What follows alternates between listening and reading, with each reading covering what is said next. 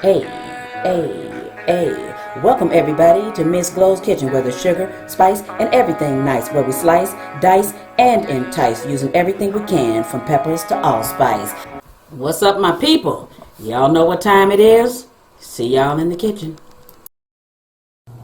Ooh, Philly cheesesteak egg rolls on the menu.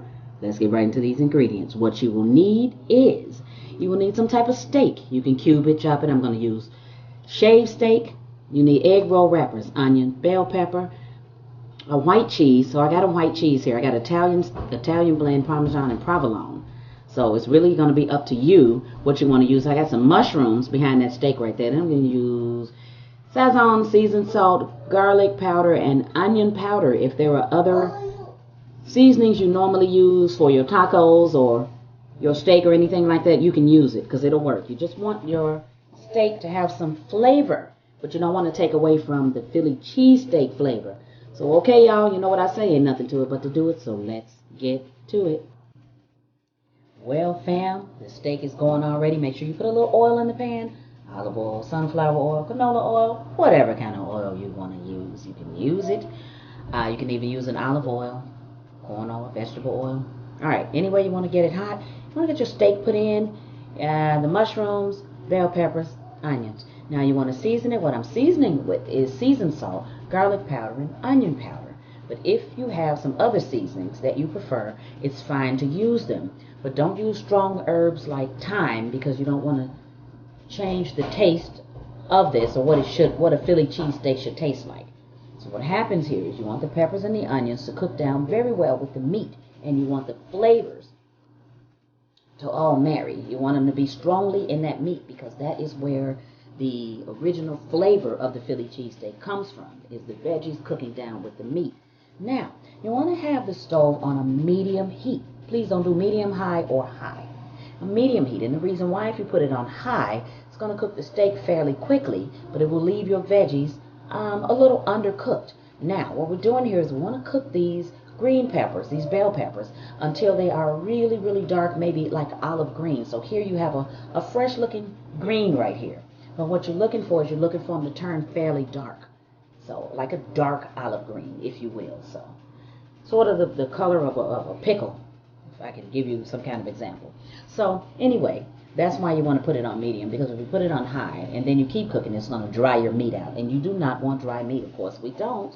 But you don't want dry meat, so you want to make sure that you let this cook down, at least on a medium heat. Now, if your stove is really hot or you're cooking on a really high eye, then maybe you want to put it on a medium low. So just watch your fire and just watch the way, because you want it to bubble like this. And if it's boiling or it's at a little bubble like it is, right, a little simmer like, that's what you want. So that's the correct way and what we should be seeing at this point.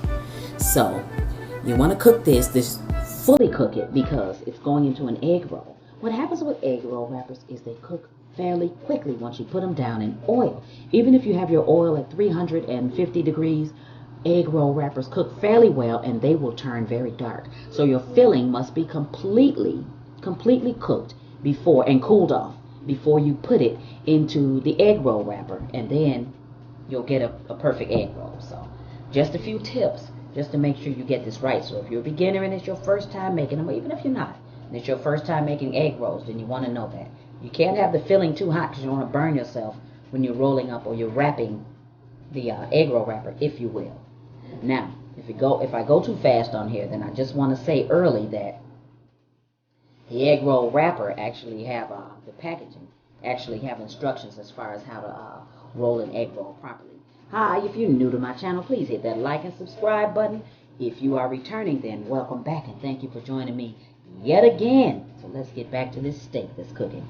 All right, so it's cooking. You want to let it simmer, and as you can see, the color of the peppers slightly changing.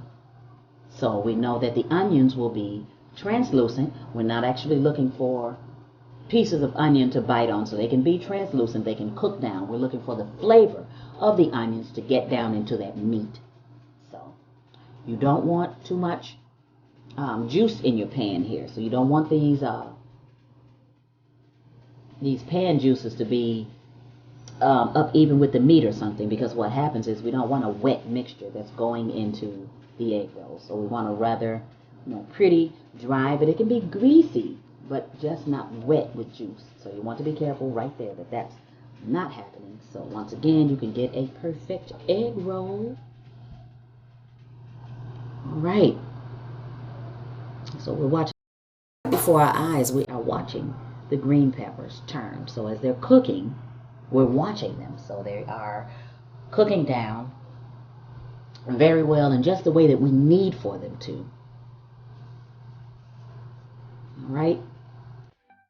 All right, so right here I'm going to show you a really quick way to prepare the egg roll for frying. If you're using slices of cheese, put it down first. I'm using shredded cheese, so that's what I'm going to do. Now if you look in the right top hand corner up there, you'll see that's the first one I did. I jacked that bad boy up, baby, jacked it up.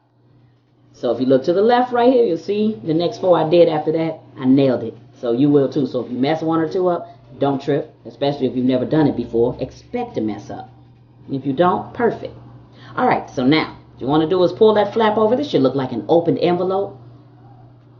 All right, pull the 2 sides in. Now you want to roll it. So you want to roll and tuck while you're doing it. You want to roll it a little tight if you can. Put some water on those edges to seal it. You don't necessarily need an egg wash with these. Water will do. All right, so there we go. It's perfect.